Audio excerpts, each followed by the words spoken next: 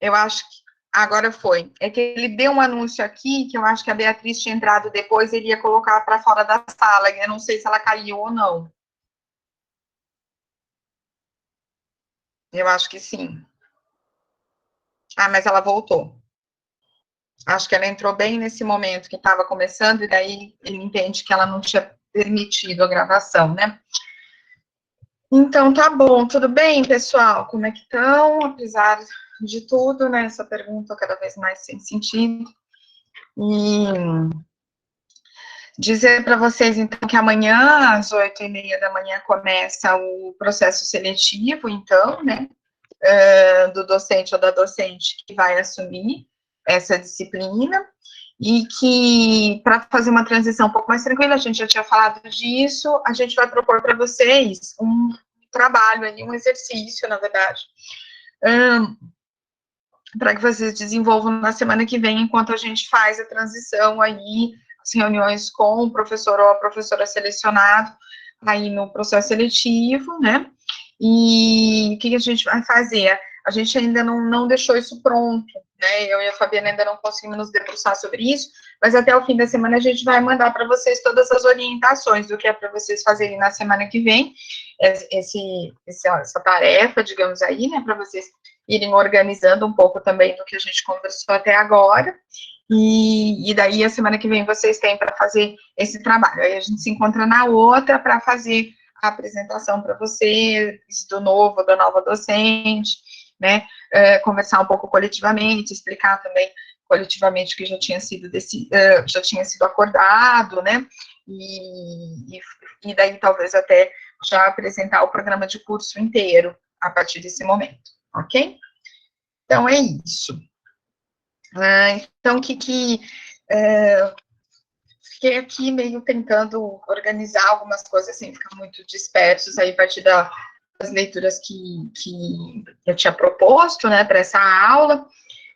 Ontem até eu e a Flávia, a gente conversou um pouco, né, sobre algumas possibilidades aí de conexão, né, entre essa discussão que o Bourdieu vai fazer, né, entre essa experiência, né, que ele tem mais antropológica e a conjunção com a sociologia, que é uma coisa que ele vai tentar fazer desde o início, né, e como é que isso vai se desdobrar depois, em alguma medida, nessa experiência na Argélia, num projeto todo intelectual que ele vai radicalizar, digamos assim, ao longo da sua vida acadêmica. Bom, então vamos lá, uma breve apresentação, né, gente, desse autor, Pierre Bourdieu, um sociólogo francês, né, que tem uma trajetória, e essa trajetória é fundamental para a gente entender uma série de coisas. As trajetórias, né, dos autores e das autoras é sempre importante, né, as trajetórias são fundamentais para a gente entender meios e localizar como é que foi construída uma obra, né, mas nesse caso específico vocês vão ver o quanto que vai fazer uma diferença a gente entender esse lugar de onde o Bourdieu vem. Então, Bourdieu nasceu em 1930, morreu em 2002 com 71 anos por conta de um câncer, e ele nasceu numa região rural na França, que chama Berna, que é uma região que é mais próxima da Espanha, né? Então, o Bourdieu era filho, dos dois lados da família dele, eles têm origem rural, né? Tanto o pai quanto a mãe. Mas o pai dele, ele faz um movimento, digamos assim, um pouco improvável, assim, é interessante como ele vai analisar essas questões da família dele, né? Dentro da chave teórica que ele vai sempre utilizar para analisar várias, né? E daí eu já adianto isso. O Bourdieu tem uma defesa interessante, né? Coisa que às vezes eu proponho em algumas disciplinas que eu dou, que é a necessidade de que cada um seja capaz de fazer a sua autoanálise ou sua socioanálise, né? Então, uma defesa de que se você não é capaz de fazer uma análise profunda, rigorosa, da sua própria trajetória, você dificilmente vai conseguir fazer uma análise de outras trajetórias, né? Então, assim, ele chama esse compromisso para ele desde muito início da sua carreira. Então, ele analisa de uma perspectiva interessante, porque, assim, o pai dele, então, tinha origem rural, faz uma opção, num determinado momento, de se tornar funcionário público. Então, o pai dele era funcionário dos Correios, na França. E a mãe dele, que tinha origem rural um pouquinho mais alta do que o pai, ela casa com esse cara que é funcionário público, que naquele momento ainda não era uma carreira valorizada. Só que ele mostra ali depois, quando ele vai discutir a decadência de toda esse mundo rural na França, o quanto que o pai dele se adiantou e saiu fora do mundo rural antes que ele declinasse, e a mãe dele, que num primeiro momento faz uma aposta arriscada, digamos assim, ela faz uma aposta que vai ser a aposta do futuro, que é a de não se casar com homens do campo. Né? Então, assim, então ele vai mostrar como essa conjunção dessas duas pessoas que, digamos assim, estão uns passinhos adiantados em relação ao que já vem se desenhando como uma onda ali de possibilidade, também vai permitir a ele um outro lugar, né, no mundo, né?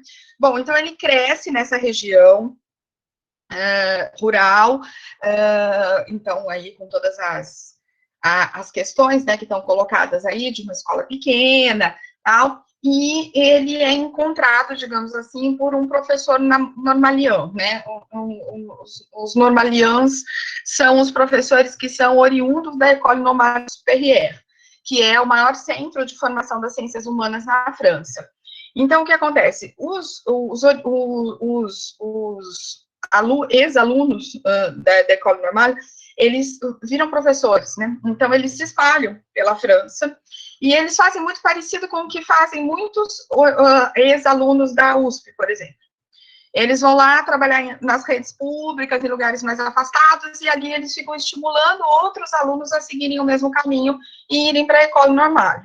Só que ir para a École Normale não é um passo simples, né? Ele exige, por exemplo, um liceu específico, a formação no liceu, que é onde existem as escolas preparatórias para as chamadas grandes escolas.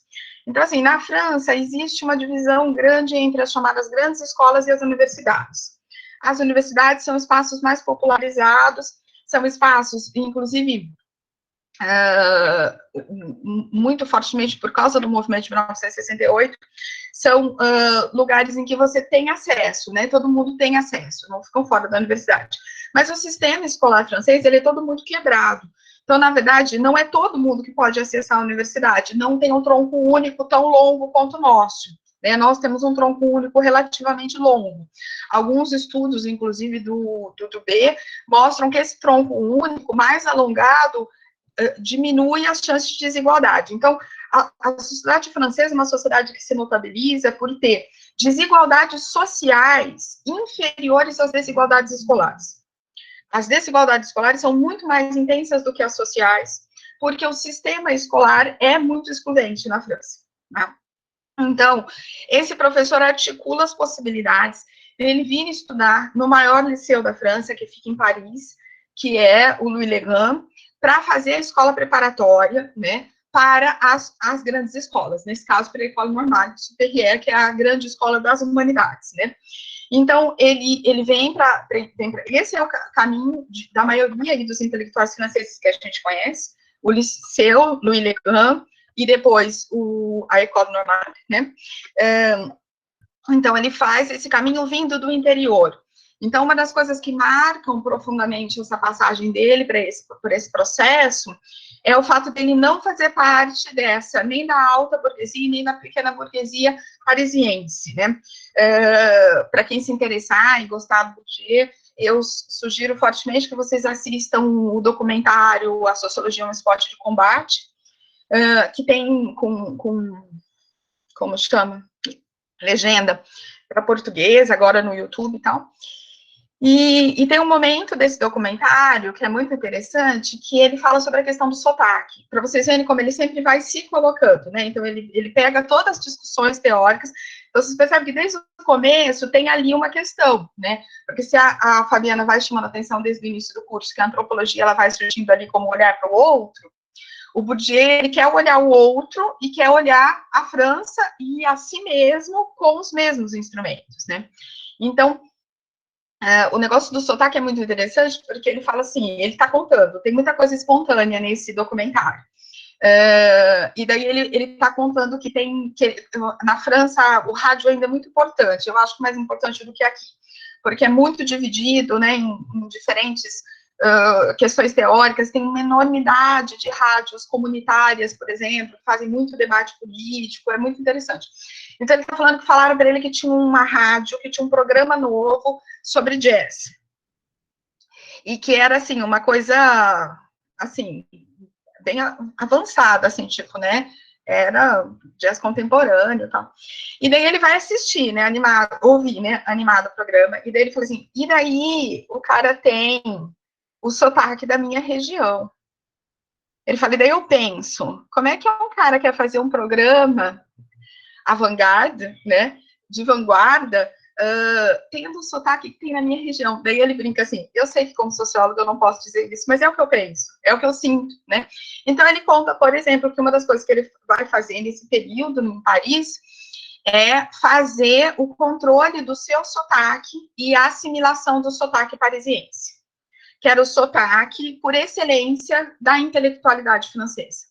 Então, o sotaque predominante era esse sotaque parisiense, um sotaque muito acentuado, muito diferente do resto da França, era o sotaque que era ouvido dentro da academia francesa. Ele não se sentia autorizado a continuar com o sotaque dele, né? Então, a gente retoma tudo isso depois. Bom, ele se forma, então, em filosofia na École Normale Supérieure, onde ele ficou de 1951 a 1954, né, em filosofia, que era, então, a chamada disciplina rainha, né, na França dos anos 50. Então, nessa disciplina também que ele vai se formar, vai defender uma tese na saída ali da École Normale, falando sobre questões relacionadas a tempo e afetividade, ainda dentro dessa perspectiva da filosofia. Em 1954, ele passa no concurso de agregação. Esse concurso de agregação, ele é um concurso para ser professor de liceu, né, que era o que o professor dele era, aquele professor, né, que também vai para outras escolas aí. Então, ele passa e ele vai assumir um primeiro liceu, mas em 1955, um ano depois, ele já é chamado para o serviço militar. Então, para ir para a Argélia, né, pelo exército francês, atuar na guerra da Argélia, que está lutando pela sua independência, para se tornar independente em relação à França. E ele vai, então, cumprir esse serviço militar de 55 e 58, inclusive, para quem leu o texto lá do Gabriel Peters, vocês vão ver que tem uma jogada lá que a família dele consegue lá um amigo, tal, não sei lá, que acaba jogando ele para outro lugar onde ele tem acesso a uma biblioteca gigantesca, e daí ele mergulha na biblioteca lá para entender essa sociedade, né, que ele não conhecia. Ele arruma um emprego lá de professor de 58 a 60, né, na Faculdade de Letras de Argel, né, na capital da Argélia. E em 1960 ele precisa retornar à França, já aí sob ameaças de morte, por se declarar favorável à independência da Argélia, a uma independência sem senões, né, assim, tipo, né, sem, como eu vou dizer, sem algumas barreiras, né, havia algumas tentativas de mediação para se permitir essa independência da Argélia, né, então, assim, algumas ali mediações que o Boudier era contra e defendia, tal, então, ele já tinha tido 2 amigos assassinados nesse momento na Argélia, e ele constava já numa lista de futuros assassinatos que seriam cometidos por um grupo de extrema-direita que era do próprio exército francês e que atuava na Argélia. Então, em 1960, ele sai meio fugido, e volta para a França, né? Então, esse período aqui que a gente está falando aí, de aproximadamente 5 anos, é um período relativamente curto para o tamanho da produção intelectual que ele desenvolveu nesse período, muito impressionante, né? Então, tanto do ponto de vista da coleta de dados efetiva que ele foi desenvolvendo, organização de dados secundários, né, por exemplo, de estatísticas, né, sobre o funcionamento daquela sociedade, o que estava acontecendo do ponto de vista econômico, e descendo até as coisas mais fininha sobre as questões culturais e as relações. E daí eu acho que o texto A Casa Kabila é um exemplo disso, né, do quanto ele vai ali chegando. Eu acho que tem vários exemplos ali do que ele vai falando, né, que ele saía, fotografava, e ia tipo, tirando foto, fazendo entrevistas, e foi entendendo como é que essa sociedade se organizava culturalmente, simbolicamente, o quanto que isso tinha relação com questões econômicas, digamos assim, da destruição de um mundo que era conhecido, para a transformação de uma sociedade de uma forma muito acelerada numa sociedade capitalista, sem que aquelas pessoas tivessem condições de se organizar do ponto de vista, inclusive cognitivo, e daí ele começa, então, com essa discussão, que eu acho que ela é uma discussão que vai ser bastante importante, é muito complexa, sobre como é que ele não dispõe ainda do conceito que vai ser o conceito, um dos conceitos fundamentais no projeto intelectual dele, que é o conceito de hábitos, que ainda não está desenvolvido nesse momento. Mas ele vai chamando de outras coisas e a gente já vai percebendo ali que é disso que ele está falando, enfim, né?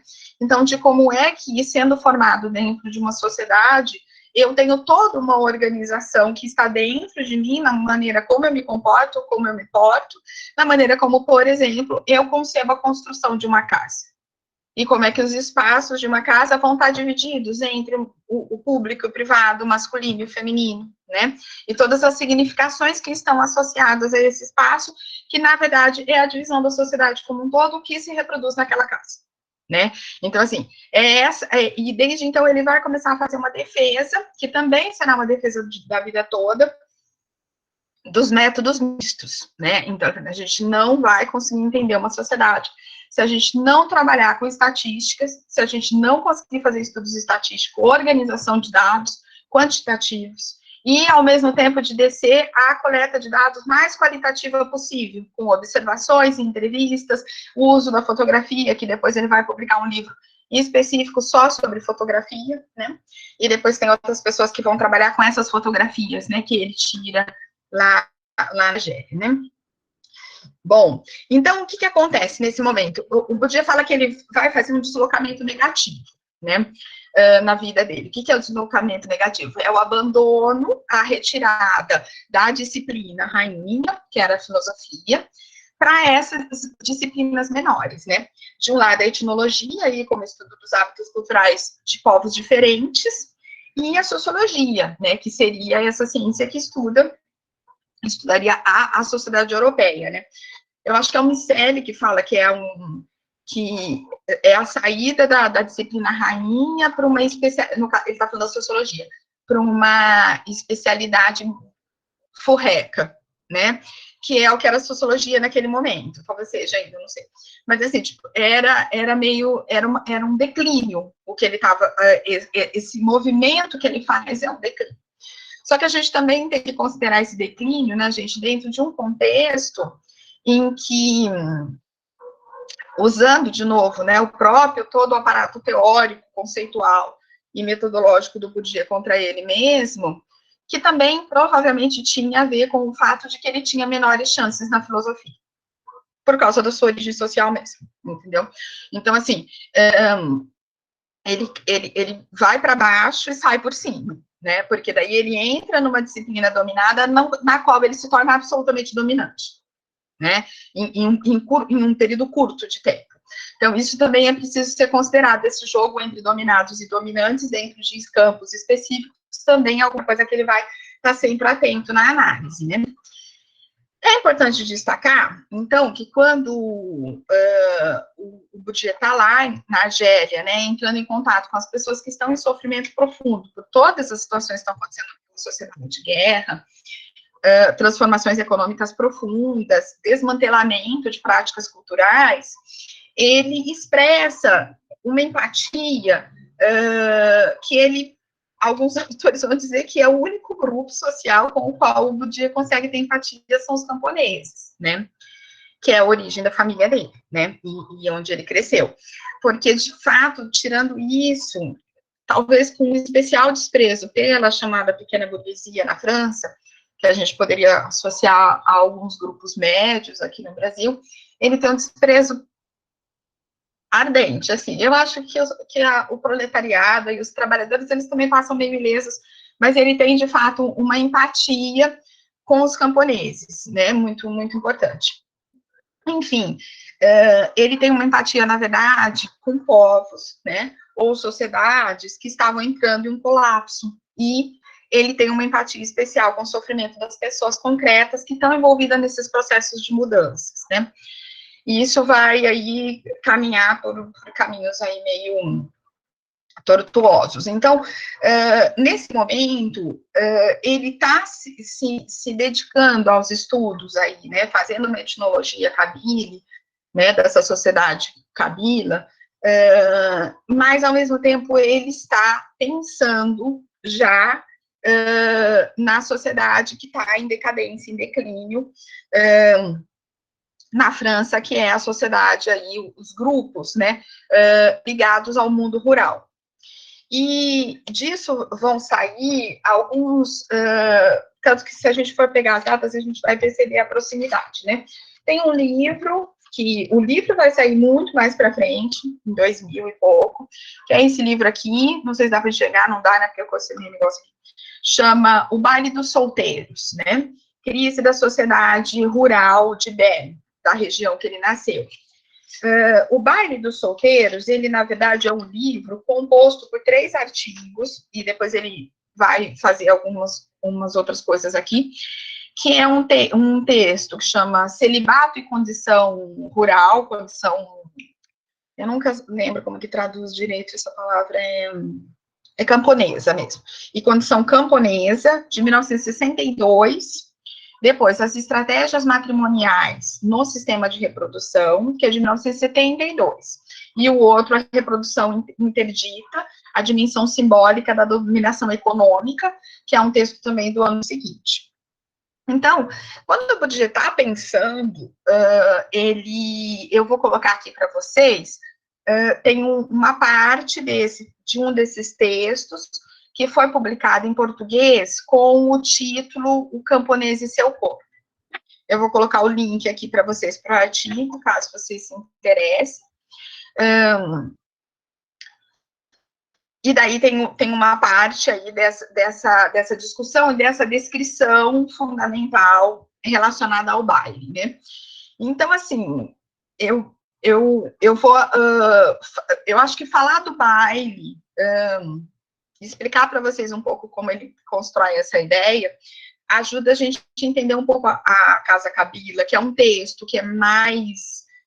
ele tem menos fios amarrados, digamos assim, e a gente não tem praticamente nada desse período do Bourdieu traduzido para o português, tirando o livro Desencantamento do Mundo, que até a Fá descobriu que está aí com uma nova edição, que está saindo agora, né? Então, o Baile dos Solteiros, ele é ganhou muita força esse título, porque o que o Bourdieu vai observar, então, assim, a gente está falando de uma sociedade, eu já vinha falando para vocês, de Berne, em que o mundo camponês está caindo em declínio, né? Então, por causa das transformações econômicas ocorridas na França, esse mundo está sendo desmantelado do ponto de vista econômico e em outros sentidos também, né?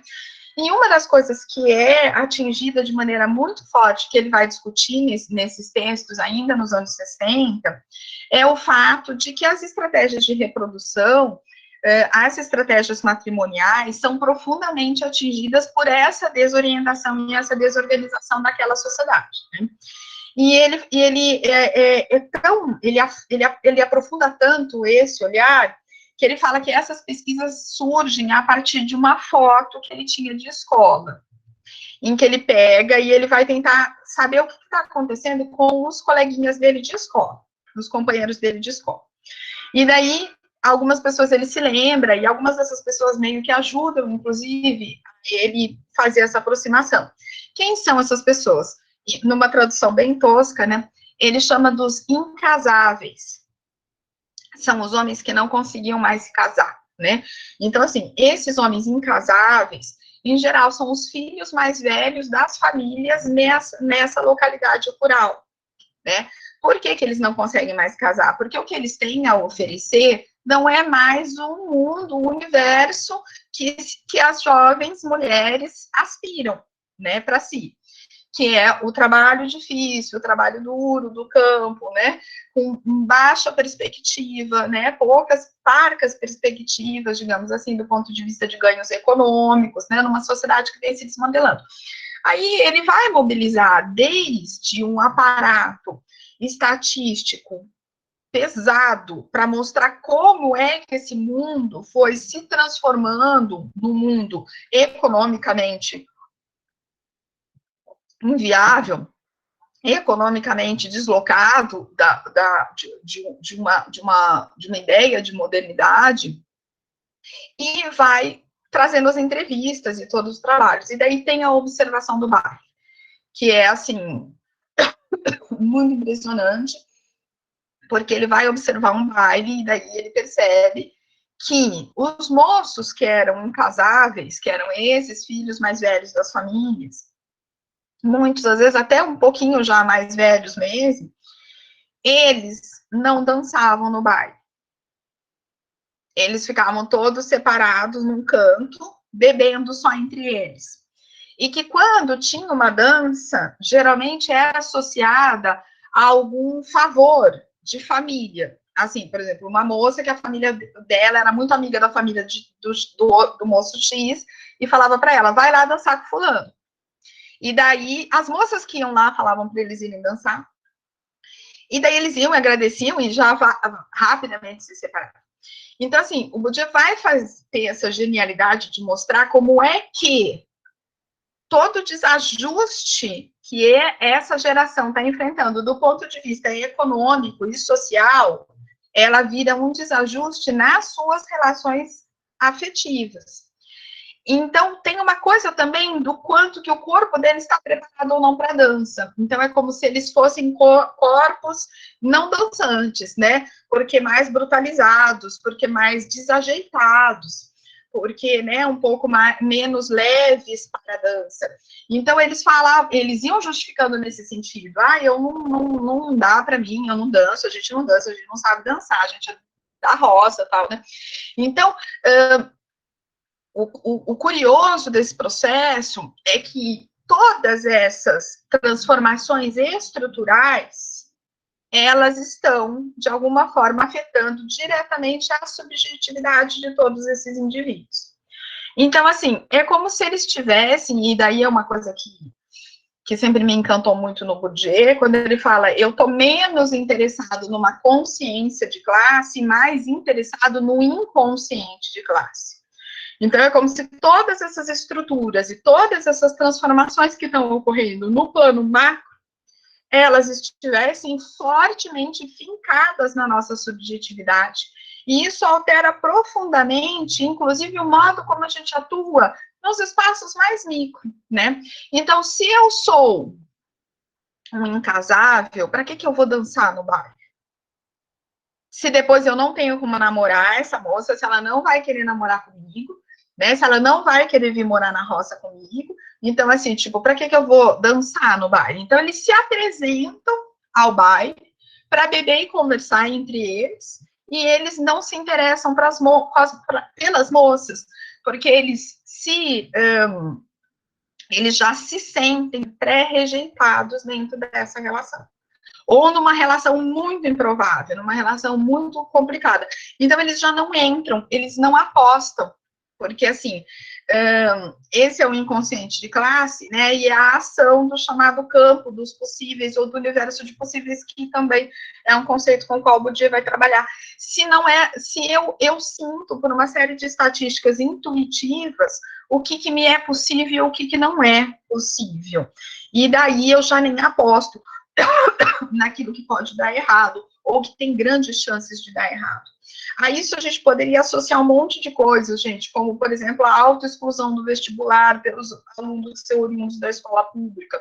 Tem falta de informação? Tem muita falta de informação.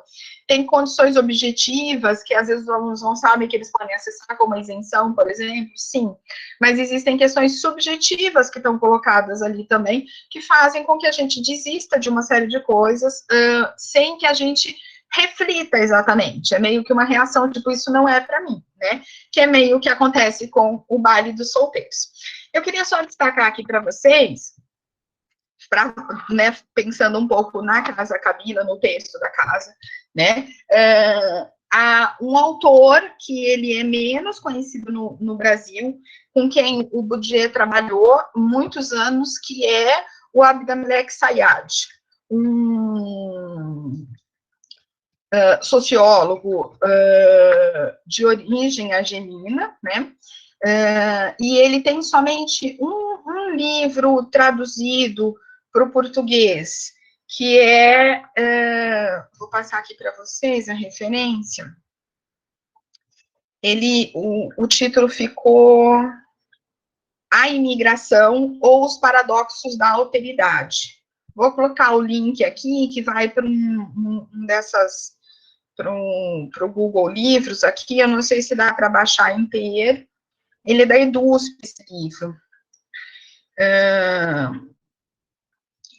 E ele, mais recentemente, inclusive, a gente teve, olha, eu vou até colocar aqui, a gente teve uns eventos, inclusive, e tem esse texto que é do Afrânio Garcia, que é um brasileiro que trabalhou na Ecole até se aposentar, foi orientando o Bourdieu, sobre a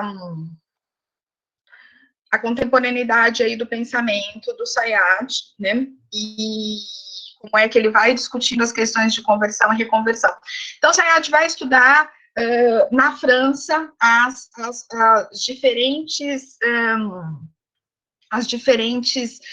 gerações de argelinos e de outros grupos chegando na França, e o desmantelamento cultural e de todas as referências dele. Esse livro, A Imigração, ou Os Paradoxos da Alteridade, é um livro belíssimo, muito, muito bonito, em que ele trabalha com diferentes gerações de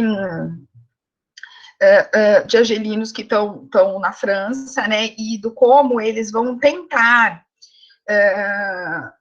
se reorientar, né, a partir de todas as referências que eles têm, do ponto de vista econômico, cultural, social, tal, eles vão tentar reorganizar e organizar as estratégias familiares, por exemplo, de acesso à escola, né.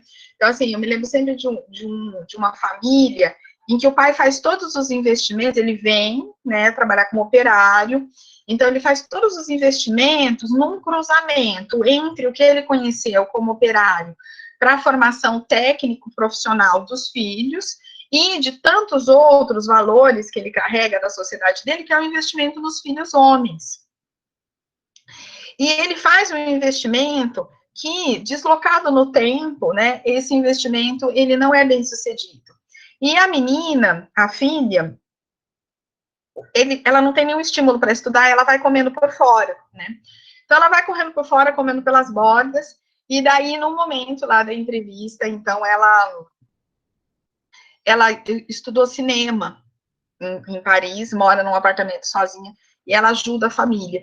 Então, tipo, é meio uma tragédia, assim, para a família. Porque eles foram buscar noivas para os filhos na Argélia, aí os casamentos deram errado, porque daí as moças não se adaptaram à França. E daí os moços não se adaptaram às noivas, porque eram moços que foram criados na França, né? E enquanto toda essa tragédia vai acontecendo na luta cotidiana para garantir o futuro dos meninos, é a menina que corre por fora e faz uma trajetória, né? Até porque ela estava mais livre, né? Porque havia muito menos expectativa em relação a ela, então ela vai correndo por fora e faz a trajetória dela. Só que daí é duro, é muito duro esse sofrimento de ter que conviver com essas impossibilidades, né? Bom, então eu queria mais ou menos colocar esses, assim, tipo, eu me lembro bastante também, e quando o Sayad morreu, ele deixou um livro inconcluso, que é esse, não está traduzido para o português, a dupla ausência, né, as lições dos imigrantes e os sofrimentos do imigrado, que foi o Bourdieu que terminou de organizar e publicou, né, tem um prefácio, inclusive, eles foram grandes colaboradores ao longo da vida, então, assim, eu acho sempre importante que o Sayad é menos conhecido no Brasil, embora tenha, né, teve até um colóquio sobre a obra dele há alguns anos, tá, mas ele é menos conhecido. E sobre essas questões da alteridade, eu acho que ele é um autor muito interessante, mesmo muito interessante. Então, gostaria só de destacar essas referências para vocês, né. Bom, então, falando um pouco, então, como é que Bourdieu vai desenvolver essas, vai começar a pensar no cruzamento, né, do que ele vai chamar de uma objetividade apaixonada, né, embora seja curioso, né, que depois lá, porque eu acho que ele guarda um rigor, né, acho que tem talvez o herdeiro principal intelectual do Bourdieu seja Louis Vacan, né, que é um orientando do Bourdieu que ensina nos Estados Unidos. E ele tem várias coisas traduzidas para o português, você já deve ter se cruzado com alguma das coisas dele. Eu acho que o primeiro livro, que é o de Corpo e Alma, que é sobre a tese de doutorado dele, que ele faz sobre uma academia de boxe num bairro negro norte-americano.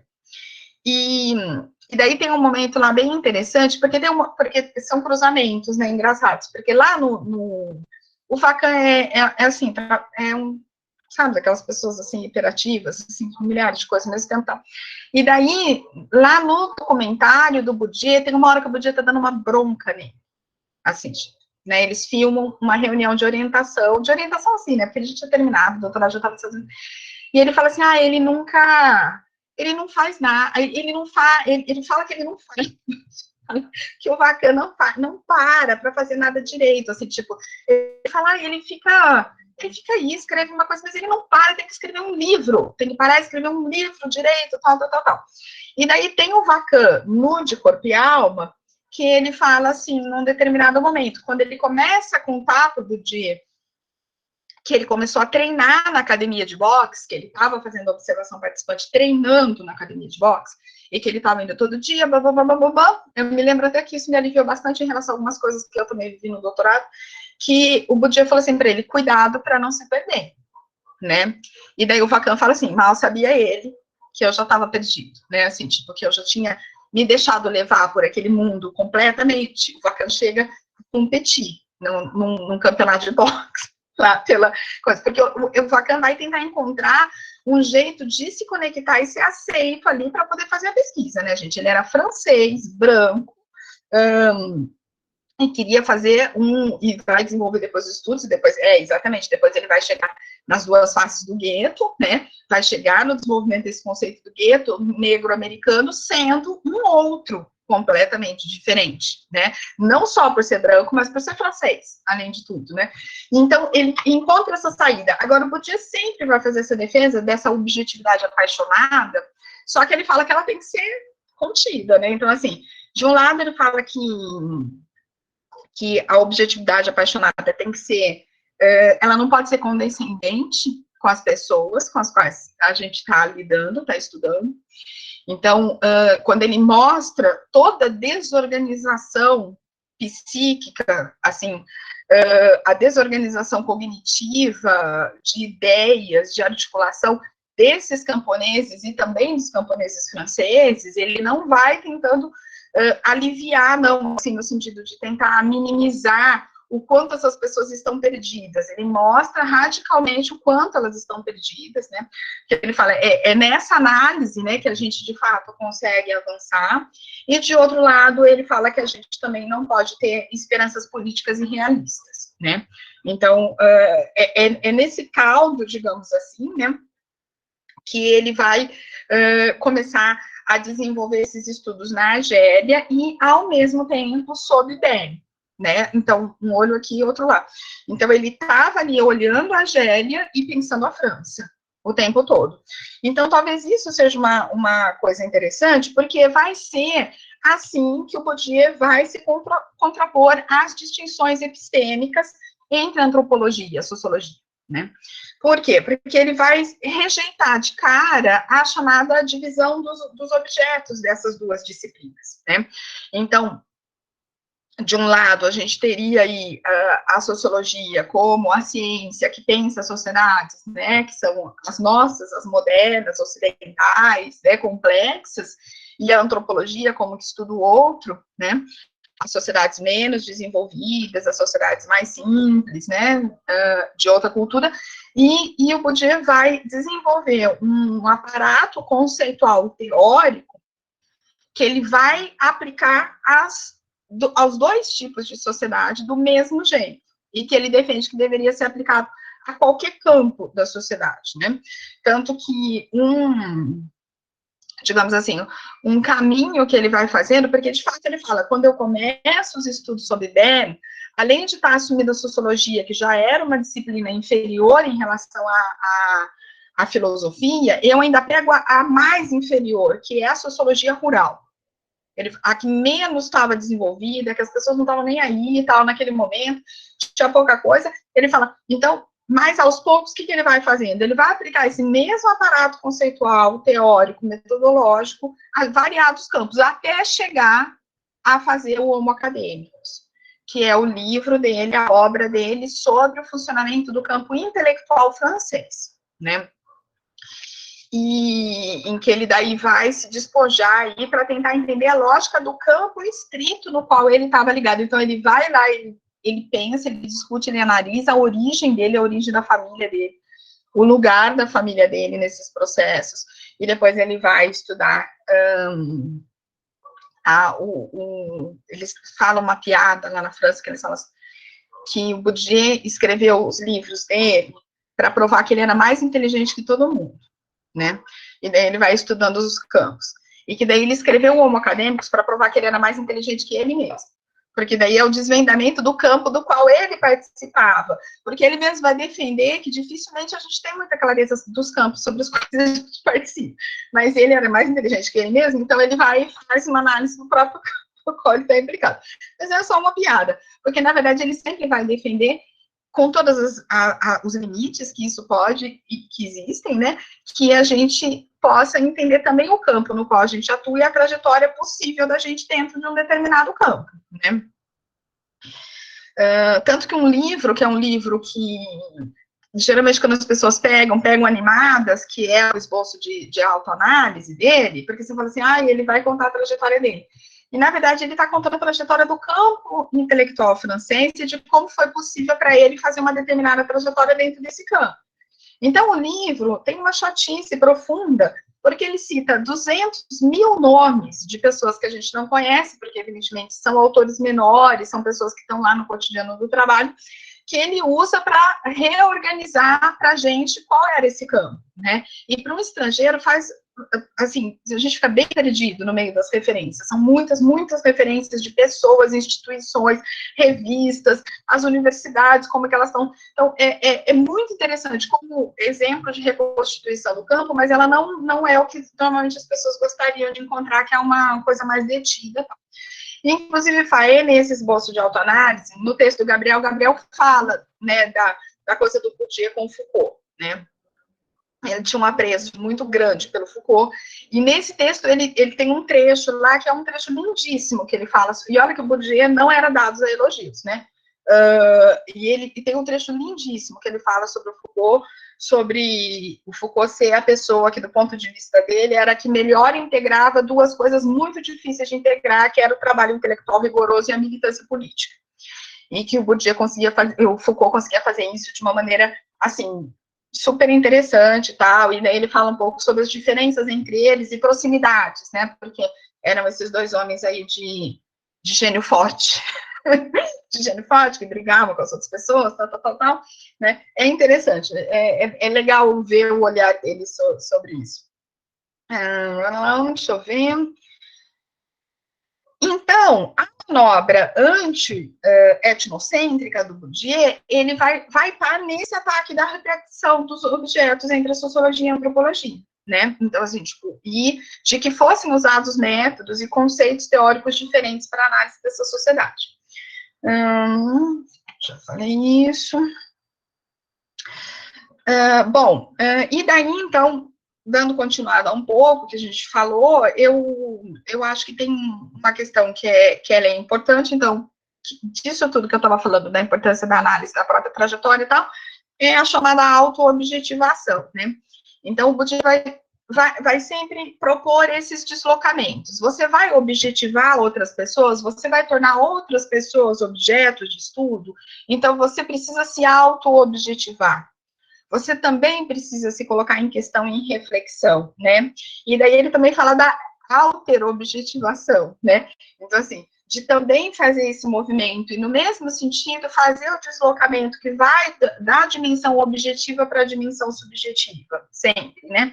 Então, é por conta dessa preocupação que ele vai revelar já lá na Gébia, né? De falar assim, então, aqui tem uma sociedade que está em desestruturação econômica, reorganização muito rápida das relações econômicas, deixando as pessoas muito confusas. Ele fala, as pessoas são, na Argélia, elas eram pré-capitalistas, né? Porque quando a gente nasce numa sociedade capitalista, a gente pressupõe que algumas coisas sejam muito, talvez, né? E não é para toda a sociedade também, a gente vai perceber. Então, por exemplo, eu acho, vocês já viram um economista falar assim, que a gente tem que guardar 30% do salário, não importa quanto você ganha?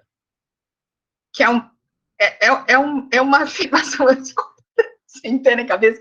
Então, tipo assim, como que você vai guardar 30, independentemente do que você ganha, né? Então, assim, tipo, oi, né? Que, na verdade, é uma coisa muito profundamente arraigada num discurso econômico desse, de que acumular é alguma coisa muito natural, né? Então, acumular. E daí, quando a gente retoma lá o início do capitalismo, a gente sabe o pau que foi para o capitalismo convencer os trabalhadores a trabalharem com regularidade para ter um salário fixo, né? Ou eles foram tentando de tudo, né? Trabalhar por dia, trabalhar por peça, buscar a vida todo dia trabalhar. Porque os trabalhadores e trabalhadoras, né, do início do capitalismo estavam nem um pouco convencidas de que era jogo trabalhar todo dia. Eles trabalhavam, recebiam, gastavam todo o dinheiro até acabar tudo, e depois eles voltavam para trabalhar de novo, né? Porque a noção de que você precisa, por exemplo, poupar dinheiro, ela é uma noção que ela é muito recente e ela vai passar para a classe trabalhadora muito depois, né? E assim mesmo para extratos dela, para frações, né? Então, quando você faz transformações muito rápidas do ponto de vista econômico, a gente tem que lembrar que essas estruturas econômicas, elas estruturam toda a cognição e também outras dimensões afetivas e corpóreas da gente. Isso é o hábitos. É nessa preocupação entre o que está fora e o que está dentro, entre o objetivo e o subjetivo, que vai levar o Bourdieu ao desenvolvimento do conceito de hábitos, né?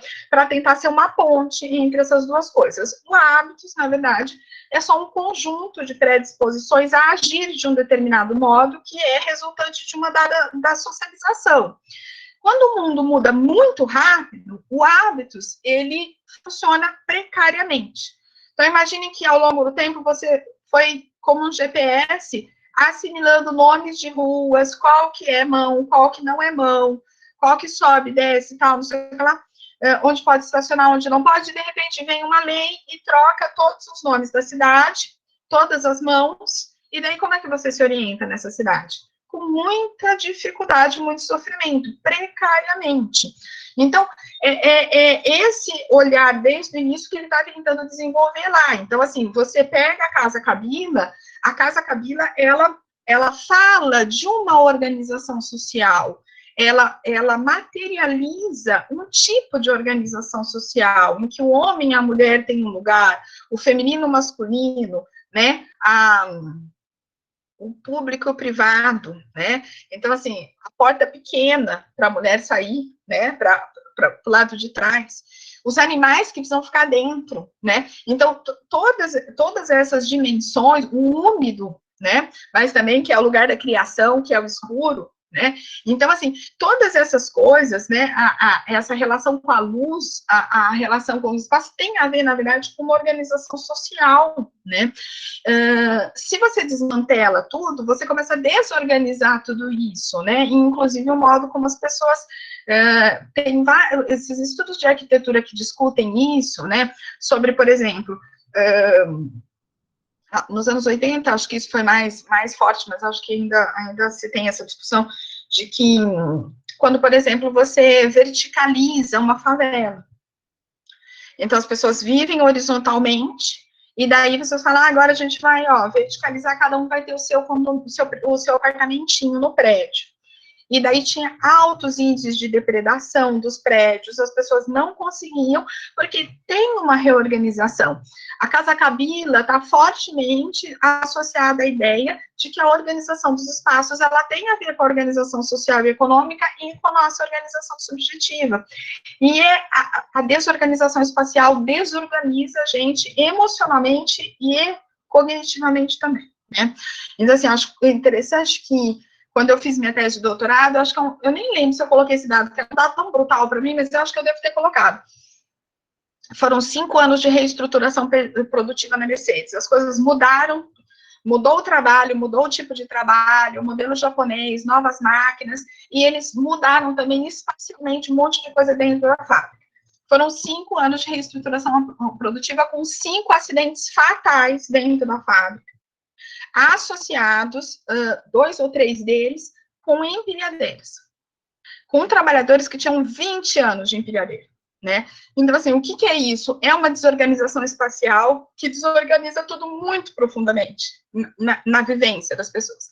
Então, assim, aquele lugar, aquele mundo em que você viveu, em que você se desenvolveu, aprendeu a ser trabalhador, fez amigos, tal, e de repente aquele mundo não existe mais, ou não existe mais daquele jeito, né? Uma das coisas pesadas eram os nichos, né, dos trabalhadores, que eles tinham suas peças, tudo organizada ou desorganizada dentro de uma ordem que para eles fazia sentido, e de repente passa a ter que ser tudo igual, toda a organização tem que ser igual de todos os nichos das oficinas.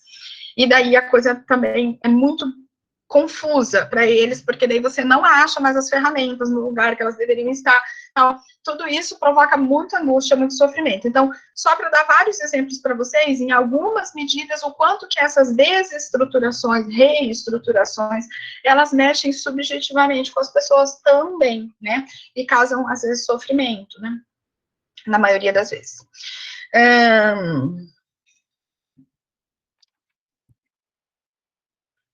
E daí, o Bourdieu vai dizer, então, que o que ele acredita, né, é que esses fenômenos de desagregação social, econômica e psicológica, que podem ser observados, né, nessas comunidades argelinas, por exemplo, eles não eram consequência inevitável do encontro entre sociedades desigualmente desenvolvidas. E daí vai ser meio a briga que ele vai comprar aí com as teorias da modernização, né? Então ele fala assim, então não é porque havia uma sociedade, digamos assim, né, primitiva, que encontrou com uma sociedade desenvolvida, né, e daí causou isso, né? Mas, na verdade, ele fala isso é o produto de uma situação particular que é provocada pelo colonialismo, né, e por sua miríade de consequências. Em que pese o fato de que ele também vai ter aí uma certa discordância com algumas questões aí das teorias do colonialismo, né, eu acho que principalmente associadas ao que ele vai chamar aí de algumas esperanças políticas não muito factíveis, né, tal. Bom, e daí, então, como é que ele como é que ele tenta fugir dessa armadilha, o que ele considera uma armadilha, né? Para ele, fugir dessa armadilha é fugir da tentação de conceber o exotismo argelino, né, como uma diferença cultural intransponível, né?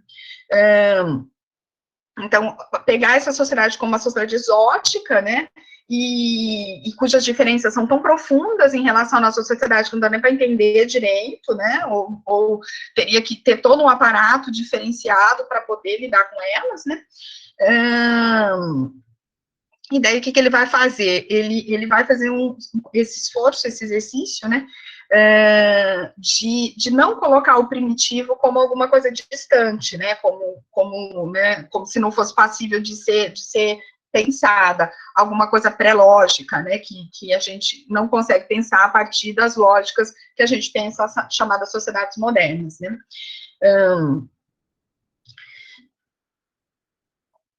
E daí eu gosto dessa prática, ele fala, então, assim, que ele acredita que tem uma artificialidade nesse exercício de exotização do exótico, né, que parte de um esquecimento do que significa ser nativo em qualquer universo sociocultural. E daí é a partir dessa ideia de nativo que ele vai pensar, né, de onde ele veio, de onde ele era nativo, né, essa sociedade que também, né, não era uma sociedade exótica, não era uma sociedade distante, pré-lógica, primitiva, mas era simplesmente uma sociedade que também estava vivendo uma desagregação dos seus costumes em função de transformações que eram estruturais, mas que desciam até o nível subjetivo. Bom, gente, eu acho que era isso, basicamente, que eu tinha para falar. Espero que não tenha ficado muito confuso. Eu tentei fazer de um jeito que a gente conseguisse meio pensar. E só queria, por último, fazer uma conexão.